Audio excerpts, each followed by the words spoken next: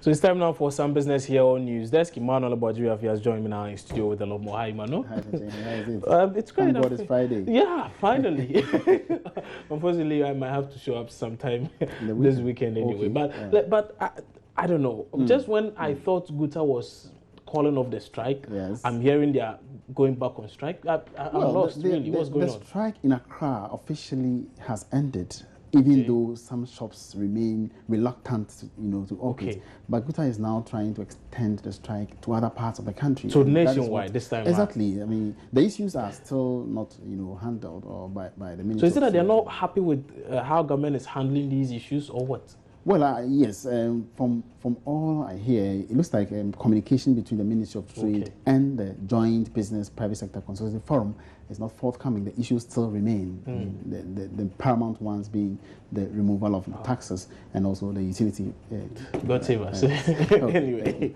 All right, so it's time for business. And the group of business associations that embarked on a strike recently has threatened to continue the strike by way of boycotts and demonstrations across the country. Joy Business is learning the Joint Private Sector Business Consultative Forum took the decision after meeting on Thursday. This, according to the forum, is due to government's failure to respond favorably to their concerns against high taxes and the utility tariff hikes. There's more in this business report.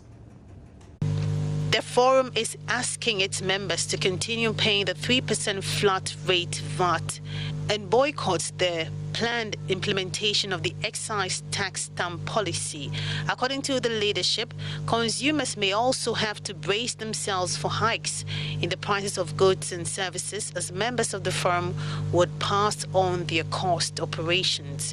Chief Executive of the Institute of Certified Economists Ghana, Daniel Amate Enim, tells Joy Business it is in the best interest of government to fast-track negotiations with the aggrieved business operators. What it means that there's going to be a chain from their reaction. Once they don't go to workplace, once they've closed their shop, once they don't make sales, the money will not get to the banks. The banks may also not get the money to give out to businesses that may need it in the form of loans, and that may curtail business operation, and then the net effect is going to be slow down in economic growth, because of course at the end of the day it may equally affect the ability of government to also generate sufficient revenue through taxation. So I think it is a very critical issue, and then the danger is that if you are not careful, it will become a national phenomenon. So I think it will be very expedient and then very timely for government to step in and fast-track the negotiations, so that once they get to a win-win situation, the situation can be addressed for businesses to strive smoothly. Now, the Minerals Commission is finally set to regularize the operations of illegal miners, popularly called Galamsey operators, from next month. This is geared towards discouraging individuals from engaging in the illegal mining whilst maximizing the economic benefits of mining. The initiative is part of measures to address challenges posed by illegal mining activities and improve small-scale mining in the country. The Minerals Commission would, from the third week of March, engage all stakeholders in the mining sector for an effective implementation. It will then begin registering the illegal miners and organize them into cooperatives. The Chief Executive of the Commission, Dr. Tony Obin, explained further to Joy Business after an engagement with the media. As part of implementing the policies, we will go around, in fact, starting from April, to register all small-scale miners, particularly the illegal miners, those who are working outside the fringes of outside the law. We are going to ensure that these groups are, brought under a cooperative arrangement where there will be proper structure to it.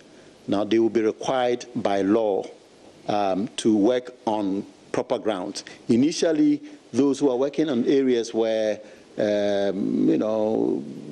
believe that they are not the appropriate grounds, we will have negotiations with the concession owners, maybe carve some areas out for them, and they will work initially. We are not going to go there with guns. We are not going to go there with cutlasses. So this is something that those who are listening should understand.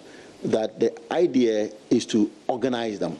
He added the Commission is also working to reclassify small-scale mining to complement the regularization exercise to combat small-scale mining activities. We are reclassifying small-scale mining. We will reclassify small-scale mining, and the proposal here is to have one artisanal mining. One group will be called artisanal mining group, and that will be reserved again for only Ghanaians, and will have a land size of 12.5 acres. The duration of their license will be up to 5 years. It will be renewable after expiry. The second category will be small-scale mining, the real small-scale mining, which will also be owned by Ghanaians only, and have land size that will be up to, it will be 25 acres. Now, the small-scale mining license will be up for 5 years, renewable after expiry. The third category, and this is a new one that we are going to introduce, and they will be subject to a lot of debate. We will call it medium-scale mining. This is a category that we don't have yet, but we're going to call it medium-scale mining. And that's all in business for this morning. Thanks for your attention, and do join us again at midday for more business news updates. My name is Emmanuel Abuaji Riafe.